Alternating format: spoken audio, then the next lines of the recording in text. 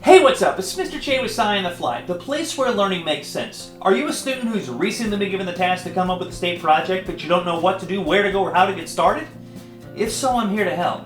Now, I'm not going to do this project for you, but I do want to help give you enough information to get that ball rolling so you can take it, run with it, and do a great job on it. I have a state report graphic organizer that I have for sale on my Teacher Pay Teacher website. If you think that might be something you want or need, I'm going to put a direct link for it in the comments section down below.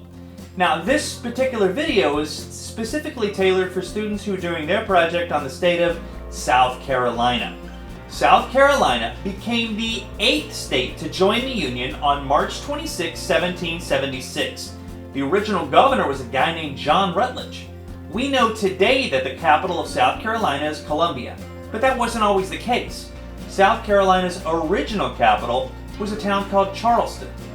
The state flag consists of a blue background with a white palmetto tree and a white crescent moon. South Carolina has 2 state birds, the first being the Carolina wren and the other being the wild turkey. The state tree is the sable palm, the state flower is the yellow jessamine, and the state nickname is the Palmetto State. Now, the state motto is a Latin phrase called Dum Spiro Spero, which means, while I breathe, I hope. I love that. Now, hopefully this is enough information to get that ball rolling, take it, run with it, do a great job. You got this. Until next time, it's Mr. J with SciOnTheFly, the place where learning makes sense.